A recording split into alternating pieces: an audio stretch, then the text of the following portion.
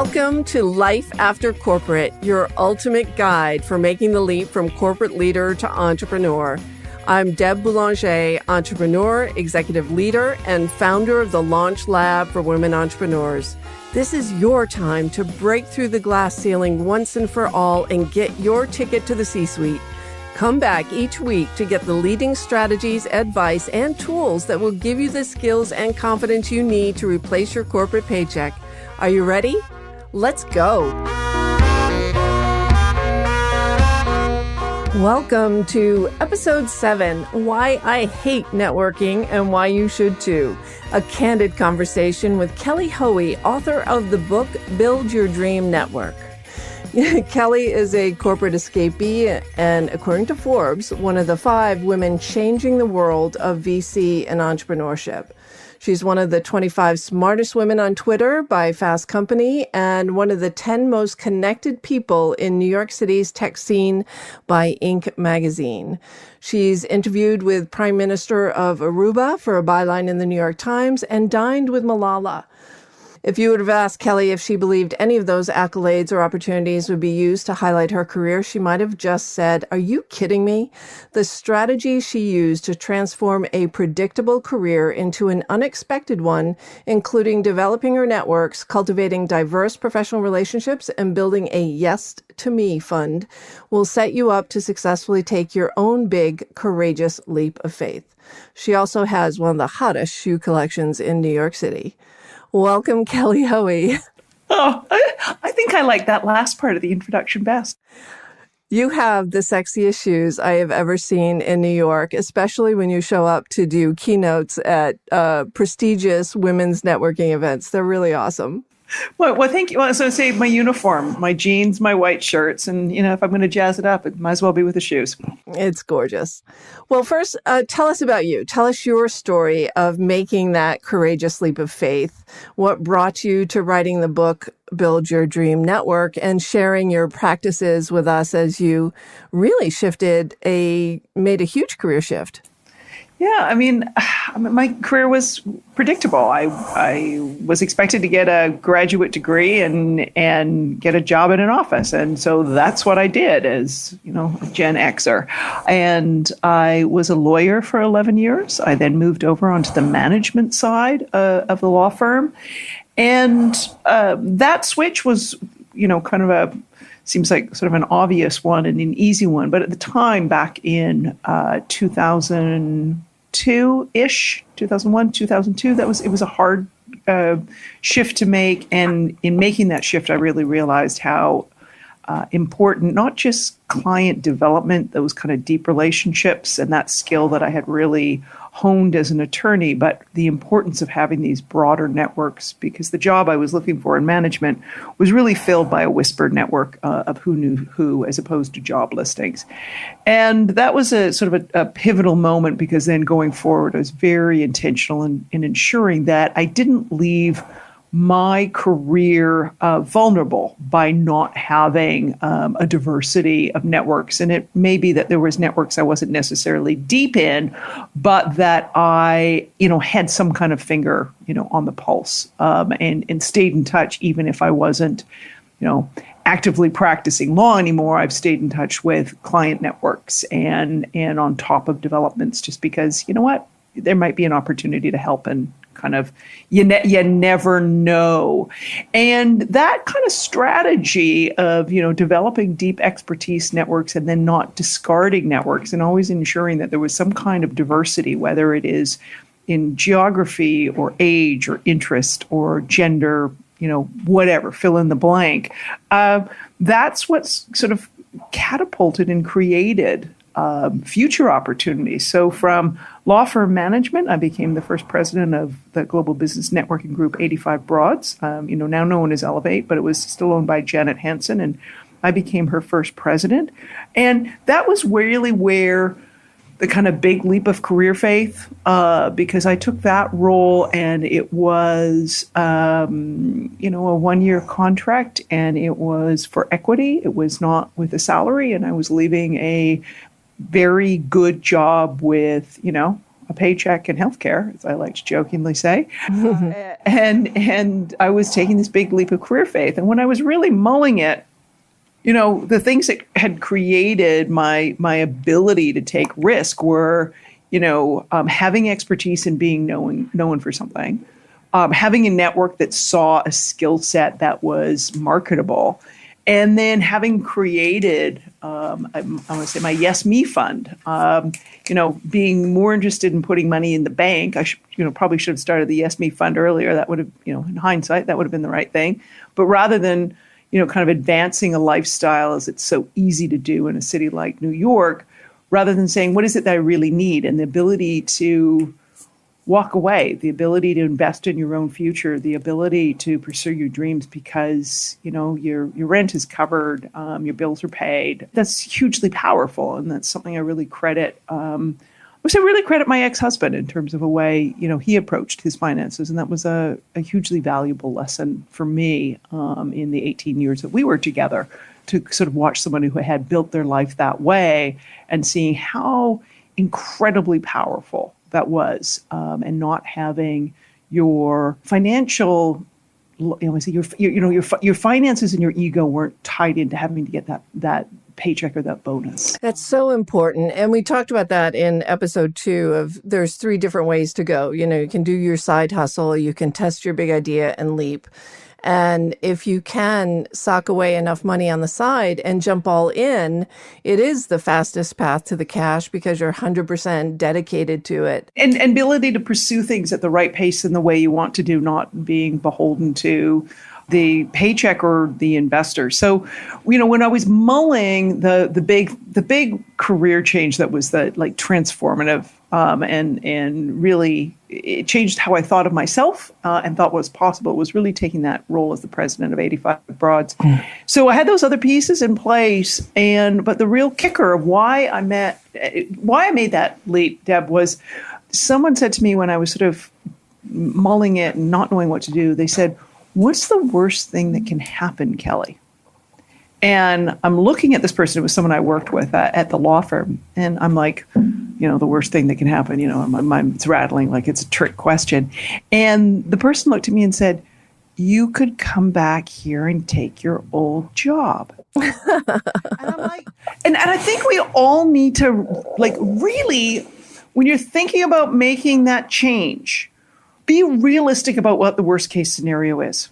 And being homeless and, selling chiclets at the corner might be where our, little Neanderthal pea brains go to.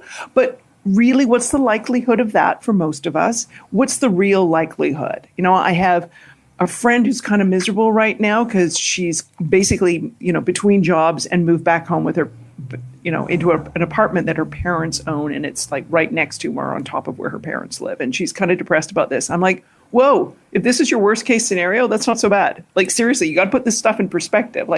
What's the worst case scenario?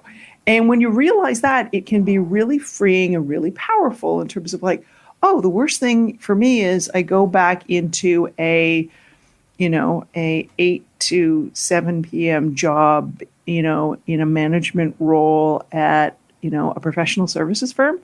Is that my worst case scenario? Well, yeah. And for some, and people actually do say that. I've had potential clients say to me, "I'm afraid I'll live in a box under a bridge, or I'll burn through all my money and I'll be homeless."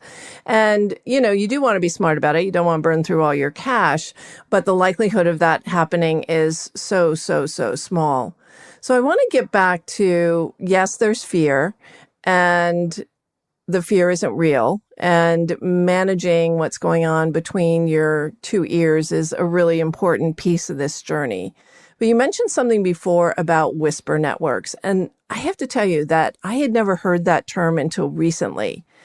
And tell us what whisper networks are, and tell us how you built your own whisper network or got beyond the whisper network to really curate a powerful community of people that helped you in making this leap from the law firm to 85 Broads. Who did you lean on? How did you reach out to them? So, I mean, when I think, I mean, let's just focus on whisper network in the positive sense, as opposed to, whisper network of, gossipy stuff or whatever. So in the positive sense, I mean, how are your networks, and how are networks that you don't even know about you? Like, how are people talking about you when you're not in the room? How are you conducting yourself in your day to day? How are you being helpful to other people? How are you performing on your job? What's the product you're delivering? Are you the expert in your field? Have you made yourself the expert in your field? And do people know that? And how are they talking about you when you are not around? And that's what I think about when I think about the whisper network. And I think about it, when jobs are filled by word of mouth, and, you hear someone landed something, you're like, wow, how did they get at that? It's the stuff that's not advertised, right? Or the people who get promoted, and you're like, how'd they get promoted? It's the whisper network at work. As in working. And so how do you get other people talking about you? So I realized when I made the lawyer to management career transition that these vacancies in the role I was seeking at that time, for the most part, were filled by people recommending other people. So I knew that I had to meet as many people already in those roles so that when there became a vacancy, my name was the one they thought of first. So that meant, I got on a committee at the local bar association, and it was one that dealt with career development and attorney management because that was what I wanted to get into. So I could meet people in the profession that way. I figured out the organizations they belonged to. I read the books that they were reading. I used, contacts that I had for some initial introductions and kept, meeting different people, figured out the annual conference that they all went to, and I sent myself to it. It's like my time, my dollar, my investment in myself. And I went and did all of that. And lo and behold, it was kind of 18 months later, I landed that management role I'd been seeking because there was this sudden movement of someone leaving a job and there was a vacancy. And on that situation, I was the first person that the hiring director thought of. And I went into the firm and interviewed. They did all the interviews in one day because they said, oh, can you talk to somebody else? And I'm like, yeah, sure, I can. So I was the only candidate they interviewed, and I interviewed over the course of like 6 hours in one day. And landed the job. And I think, that's where I'm like, okay, like figure out how the hiring happens and how you get your name kind of word of mouth. The role with 85 Broads, because it was not an advertised position, it had never existed before. And the reason Janet Hansen called me was my name kept coming up. And I had become really involved with 85 Broads, in part so I could understand how this network worked, because at the time I was building an alumni program for a global law firm, and I was given very few resources to do it, as in, here's a cubicle and a paperclip kind of. And no money. No staff, no resources, no money. So it's like, how do I where are there examples of voluntary membership organizations that run on the enthusiasm of the members? And how does that work? Because that's the only model that I could see. If I don't have dollars, what can I do? Right. Right. And so I went and became a member of 85 Broads. And if there was something members could do, we could blog, we could volunteer, we could show up. Like if there was a tool that a member could use and be part of, I did it because of this research. But in doing so, in my hyperactivity, because I'd only been a member of 85 Broads for maybe, 7, 8, 9 months, something like that. And Janet called me and sort of said, hey, I want to know more about you because people are talking about you. So let's translate that too. So you're launching a business, you're making the leap from corporate to entrepreneur, and you're creating your network. And I love what you said, and there's so many parallels. No, so let me pause. I hadn't even thought about doing anything entrepreneurial when Janet asked me to be the president. Hadn't even thought about it yet. Oh, you were still at the law firm. I was still at the law. I had never imagined myself being anything other than working in corporate my entire life. I thought, oh, maybe if I leave the law firm, I'll go work for an accounting firm and do the same. So you were volunteering for 85 Broads and running that network while you were at the law firm. So when No. So I was an active member, and then it was 7 to 9 months in. Janet called me, and I'm still working at the law firm. And like I said, I'd never imagined leaving corporate world. And Janet called me and said, "Who are you? What do you do?" And I was describing her my job and why I got involved with 85 Broads. And at the end of an hour-long phone call, she said to me, "Would you think about bringing what you do and know? Would you think about bringing that to help me with 85 Broads? Would you think about coming on full time, and I'll make you the first president?" Wow. So that's what, like, in terms of thinking about the Whisper Network, I mean, Janet, the only reason I came to her attention wasn't like, I was like, "Hey, Janet, can I meet with you?" Like, I wasn't like, "Hey, Janet, can I pick your brain over coffee?" I was just there and involved, and they're being helpful. They're being of service. I was there for my own self-interested reasons. I had a job to do, and I needed some really good ideas that didn't cost a dime. And in the process, my knowledge, my know-how, my experience got in front of decision makers who were like, "Oh, we can do something with that. Here, come on over here." You talk about this in the book too, Build Your Dream Network. You mentioned give, get. Yep. Right? And is that kind of the strategy that you used when you joined 85 Broads? Yeah, but it was a totally get up front thing. I mean, think about it, Deb. I was really clear why I joined. I was like, I need an example. What are possibilities out there where, and I was talking to people who were, I'm going to say heading up the alumni programs for other firms, accounting firms, McKinsey, like I was, universities, I was looking at everything. And then I was like, hold on a minute here. Let me look at this one, because this is totally member driven. It's not supported by, the initial members of 85 Broads came out of Goldman Sachs, but this is not a Goldman Sachs. This is not a whatever. This is a volunteer. Okay, and they've got like 3 employees. How the hell does this work? Literally, I was like, all right, let me unpack this thing. But I didn't unpack it from the sidelines passively.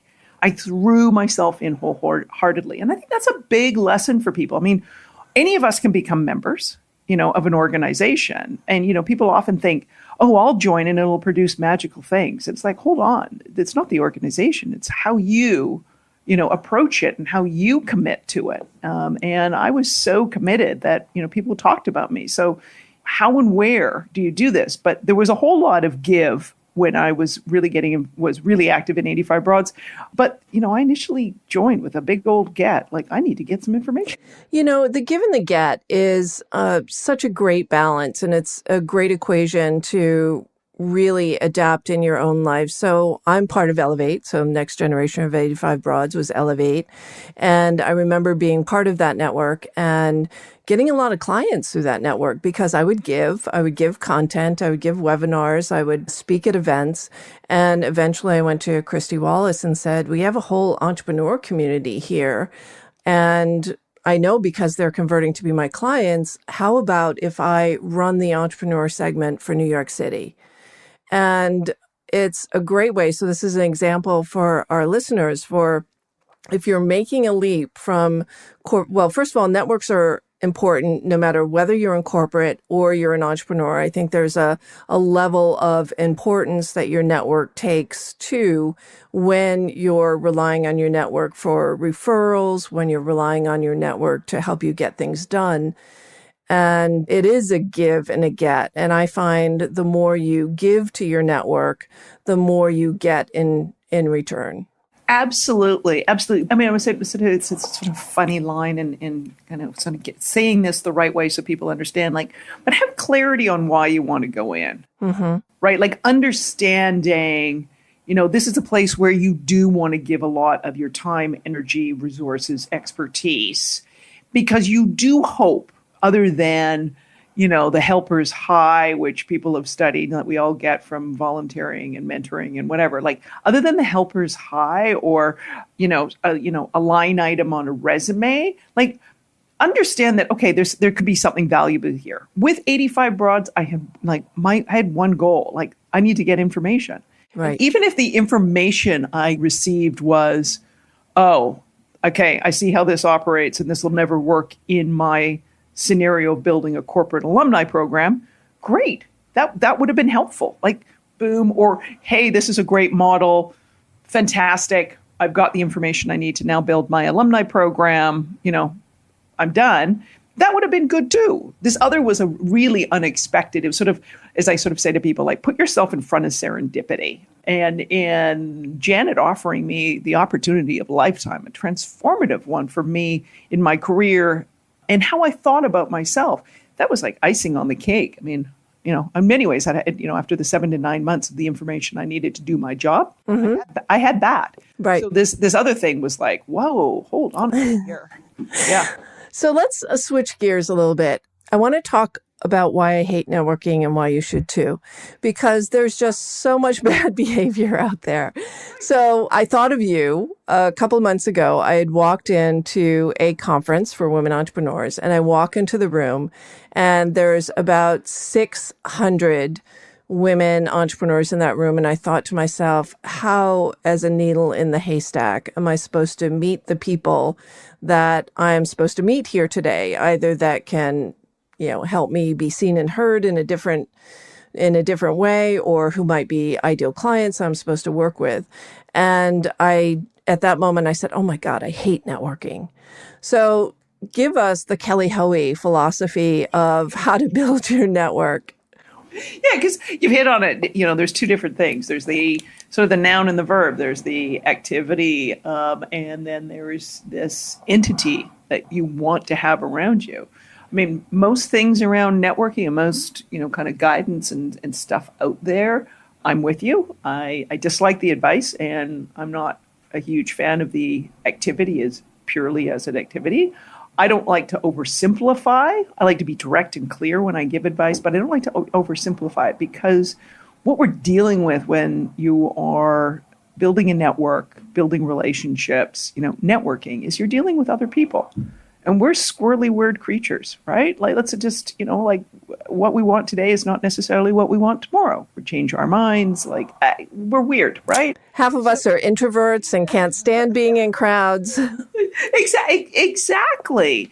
So, this is why for me, everything is about intentionality. And when you are intentional about what you want and where you think you need or know you need to get it, you can be intentional about how you ask other people for help. And at the end of the day, that intentionality, I think, makes you far more considerate, because at the end of the day, all we have is sort of relationships, our reputation, and time. And time's the one we can't get back. So how can you be more intentional? So when I think about the activity of networking, I go really micro. Like, I like to refer to it as micro networking. How are you showing up every day?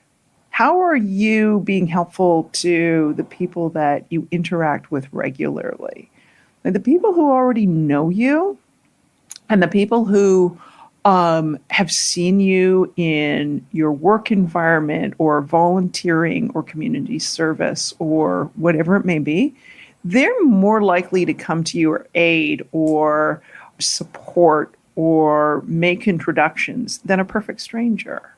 And I don't think we're always looking for the perfect stranger who's, the knight in shining armor who's going to, rescue our heart and fund our business, and, you fill in all the blanks on that kind of stuff. And, no, more likely going to get that lead and introduction through somebody else. So I'd say to everyone, when you're thinking about networking, think about, all right, what am I doing every day that is helping me build stronger connections and awareness of the people who are already in my network? And that can be everyone from family members to your neighbors, to the barista at the Starbucks you go to your personal trainer.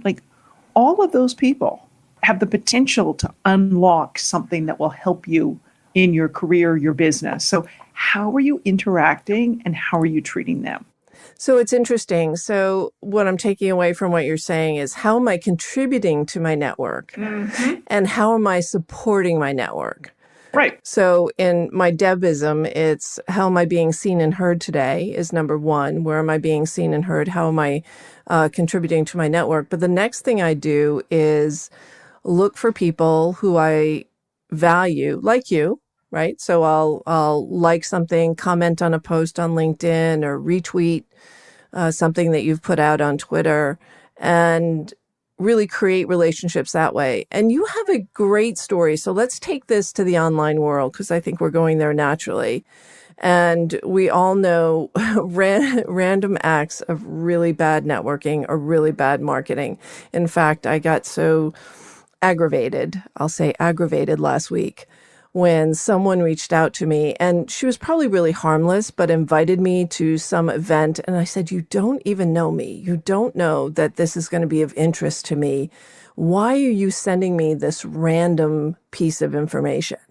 And I didn't mean to single her out or come down hard on her, because I get half a dozen of these a day on LinkedIn. Oh, I'd love to connect with you for coffee. And you say, never ask me for coffee. I mean, I responded to someone, if I had coffee with all the people who wanted to have coffee with me or connect with me on the phone, I would be out of business. Right. Even if I was an eccentric, billionaire, I would not be doing this as a way to fill my time. No, I would say the advice I give on that now, thanks to my dear friend Joyce Sullivan, she now says when people reach out to that, she, puts on the sunshine face, and she's like, I'm intrigued. Why did you think that it would be useful to connect with me? Or I'm intrigued. What led you to believe that this would be a valuable, event for me to attend? I'm interested in learning, how you came to that conclusion. And she does this. She says, 75% of the time they don't respond back. But she's like, I'll just send it out that way. And she said, and the ones that do come back, she said, there may be people who just don't know how to reach out in an effective way. And so I'm like, damn, Joyce, that's great advice. So that's what I would sort of offer up on that. But yes, those kind of weird, and you're like, what? Why'd you find me? And why did you think I'd be interested in, and exactly, I don't even like coffee, but even if I did, seriously, yeah. How much of that could you sit around and do all day? Exactly. And I think the other side of that is, and I'll tell you the final piece of the story of that big conference I went to, is I reach out to the conference organizer. I look them up, get to learn about them. What is their mission? What are they trying to accomplish with this event? And then I'll reach out and say, our missions are in alignment, and I would love to contribute to what you're trying to accomplish. And then I get on stage, and I would rather connect with my audience that way and be able to give something of value and attract people into my circle who are interested in having that conversation. Right. Well, I mean, some of these things with new organizations, this is where, and say it's whether it's a conference or an event, and you're showing up for the first time, lean on, leverage the organizers. Because first of all, if they're not helpful, then that should tell you something about the organization, and it may not be an organization you want to contribute to. I remember the first time I went to an event, I was invited to be a guest at an event of 100 women in hedge funds. They made sure that I met people.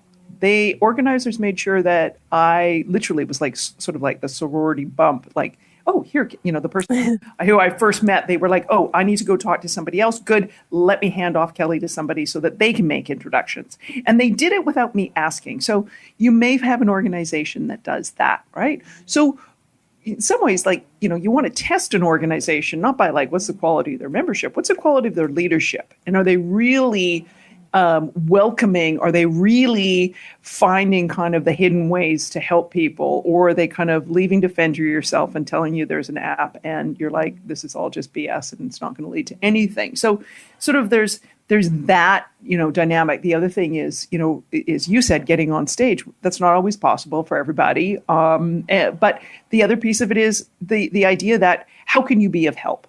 How can you be of service? Is it delivering content? Or, use an example pulled from Build Your Dream Network. Jennifer Johnson, her case study in the book, she showed up and, saw that they actually needed physical help with the event. And so she said, would it be helpful to you if I took over the name tag table? And the organizers were like, yeah, who wants that job? And, they scurried off. Well, at the end of an hour lunch where she knew no one, she had 84 new business leads now, didn't she? Yes, she did. Yeah. So, that's one of those it looks like a real menial task, but guess what? You set up that name tag table so that you have to hand the name tag to everyone and introduce yourself. You can turn a really meaningless or, mundane task into something highly, highly useful and valuable.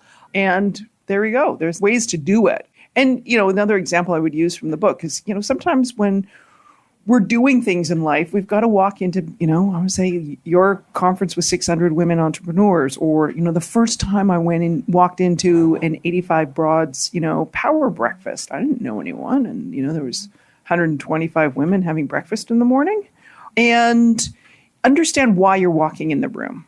Like, what is your goal? Is it curiosity? Is it to learn something? Is it to support a friend who's speaking? Like, why are you there? And understand that, okay, I know why I need to come into this room and talk to strangers, but because I know why I'm here, as opposed to, hey, so-and-so thought it was a good idea that I attend, then, you can find ways to make it work. The case study in the book I frequently refer people to is a guy by the name of Joe Styler, who knew that he needed to raise his profile within a particular industry. And that involved going to an annual conference every year in Vegas. And he is an introvert, like you, Deb. Mm-hmm. I would say he's probably more deeply an introvert than you portray to the world. But he knew, he's like, there is no way that I am ever going to be able to advance in my chosen profession, the one that he was networking to get into and building his knowledge base and relationships so that he would be top of mind when an opening came up in a particular department of the company he's working for. He's like, I have to do this. So I think there's that element of you're able to manage the queasiness, you're able to kind of manage the, like, why am I here and what am I doing? If you can anchor it in something that is meaningful to you, whether that is a career change, a promotion, whatever it may be. Yeah, you don't get to the top in your fuzzy slippers.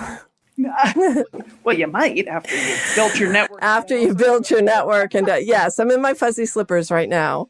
But I had to get my hustle on and join some networks and some communities. And Ellevate was one of those, and Luminary is another. And to really, I know women who network every night in New York City, and that exhausts me.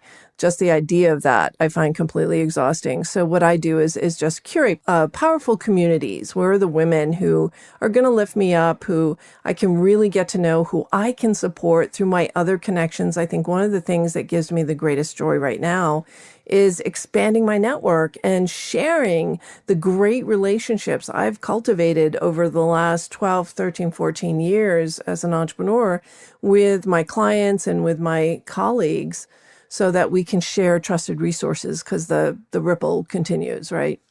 Yeah, well, I mean, one of the most important things for women, because you're hitting on it, sort of this diversity of the network. So there's two types of networks. There's a narrow, deep network, which you think of closeness of relationships. You think about expertise. And there is, there's probably, industry. There's probably all sorts of things. But think of it like a narrow, deep network, right? Like, who are people who've got your back? Who can you call at the last minute? How are you, maybe it's a deep expertise in a very narrow field, like when I was practicing law and that kind of thing. And then the other network is a broad, shallow network. And that's the one where diversity comes in, because it may be that you do not have the same strength of personal relationship, but that network is filled up with, people in different industries or geography and age, race, sexual orientation, you name it, right? That's where that one, kind of comes in. And you could see that you could have a relationship that at one point was very close, that over the passage of time may fall into the other. Mm-hmm. The difference between all my friends when I was in law school and where they are now. And that's where I'm such a champion and proponent of how do you show up every day? Because according to studies, it's much easier to rekindle a former good relationship than build a new one. So, if you were a jerk with your, colleagues from 2 jobs ago, good luck reaching out to them now. Unless you were exceptional in your job and a jerk, then the exceptional part will override the jerk part. But anyway, you kind of get the point. But those are the two networks. Now, the broad, shallow network is typically associated with men. That's the type of network they build. And you think about, men in your life that may not have close relationships to go to for problems. And you're like, oh, right. I don't want to hear about their XYZ one more time. Why don't they have a close friend to talk to about it? They built a network differently. Women typically have a narrow, deep network. You think of sometimes our hesitation as women to ask our friends, like real friends, not Facebook friends, real friends, for a business introduction. Or we hesitate to pitch a friend for their business, even though we know we are the best person for the job. Oh, I couldn't do that. It would destroy the friendship, right? So you see the two kind of structures of networks.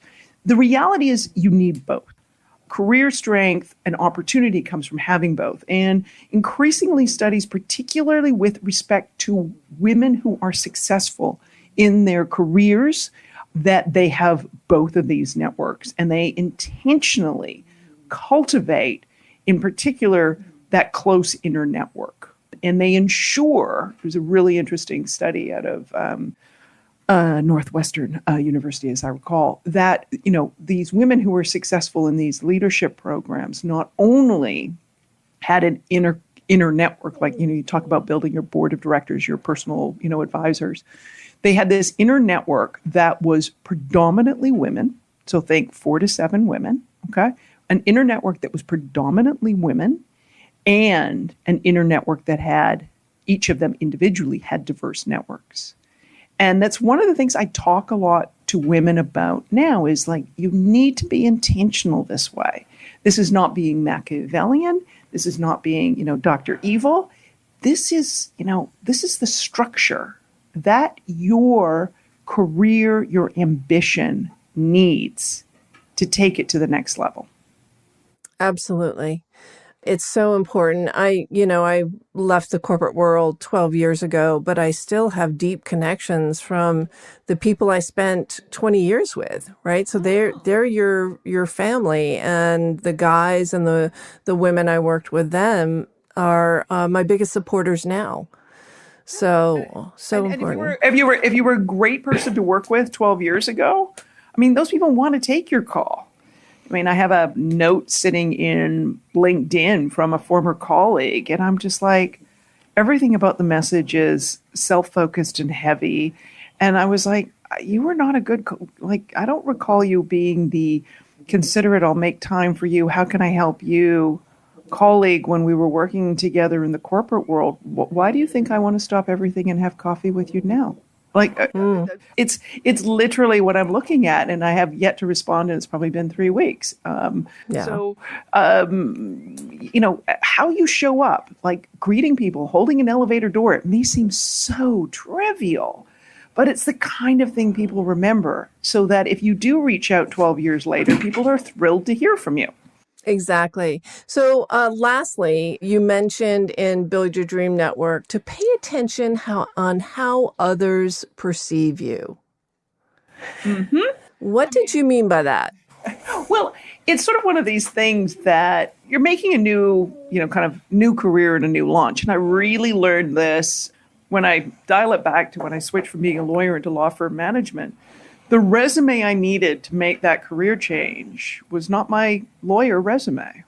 And I had to reframe how a network saw me, not as a corporate attorney billing 3,400 billable hours a year and, the champion of pulling the all-nighters, but where was someone who managed, led, educated, mentored, recruited? Like, what was the skill set that the new job wanted?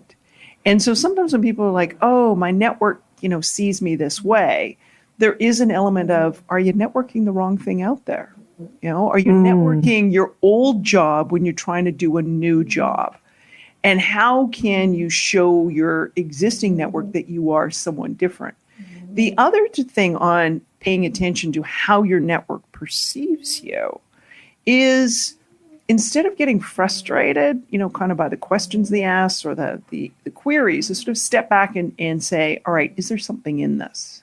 Like, is it that I'm networking myself wrong? Or do they see something in me, my secret sauce, whatever, that I hadn't managed before? So my personal example on that, former boss of mine from the law firm world, he said to me probably back in 2006, 2007, Deb, at this point, he said to me, Kelly, you need to tell people what you do. And I'm looking at him like, what do you mean? He said, the way you connect and network is really different. You need to tell people how you do that. They need to learn from you. And I looked at him and I told him he was the biggest idiot I'd ever heard. I told him this was the stupidest idea I'd ever heard of. And part of my reaction to tell him that he was an idiot was I did not realize what I did was special. I wasn't like, what do you mean? Everyone does it this way. And what do you mean this is different? And I was not ready to stop and say, hold on a minute here. Maybe I do something different. Maybe what comes so easily to me that I would almost look at people like they were, idiots for not thinking of it. Like what is so obvious to me may be what is something that is my next career, my next business, my next possibility, my next promotion. So take a look at what your network sees in you through those two filters, right? Are you networking the wrong thing? They see you as a lawyer when you're now an entrepreneur. Every once in a while, someone still does ping me on, hey, my friend wants to get a job in a law firm. Can you help? And my answer is no. It's been a long time since I've done law firm recruiting. So the answer would be no. But this other piece of this thing they ask you for, right? That comes so easily to you. Comes so easily to you that you're not even paying attention to it. And that really is your secret sauce. And in some cases, and I think women especially have an underinflated view of the impact that they have on the people around them, that you really get to see your power in this way. So this thing you brush off and devalue could be like the nugget that is your future. So go run with it. Ask people, say, survey some people, say, what do I do well? Right? Yeah. Hey, you always come to ask me to do X for you. Why me? What is it? Like, what is it that you see in me that I can't see in myself? Yeah. Or when someone says, oh my God, that was such a great presentation. Well, what was it about that? What did you take away? What was the big aha for you? And really understanding that the power you have as an introvert, it never occurred to me in my prior life that I was a galvanizer of community. Mm-hmm. Never occurred to me until I decided to, because I wanted community and I didn't really know how to get community, I thought I can create it. I will create it around a need I see in the market, topics I think people are engaged with, and see who shows up. But I created community out of my need to have community. Yeah, well, and you've read my book, so yes, you know the punchline that at the end of the day, I think introverts, people who are sensitive of their own needs, therefore, I think that translates into being sensitive to other people's needs. I think introverts make the best network builders. So there we go. There we go. Kelly, any final words? Oh, well, I think we've covered it all. And if your listeners don't think we have, well, I think the final word is you can invite me back anytime, Deb, because I absolutely love talking with you. Oh, thank you so much. And everyone, please grab Build Your Dream Network. It is on the recommended reading list in the Launch Lab, required reading list in the Launch Lab for women who are restarting their careers as entrepreneurs. And Kelly, as always, such a pleasure talking with you. Thank you for making time with us today. My absolute pleasure.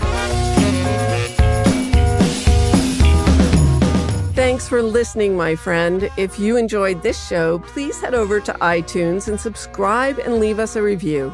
And be sure to hop over to the Life After Corporate Facebook group and join other growing entrepreneurs to get weekly tips on how to create more money and meaning doing work you love.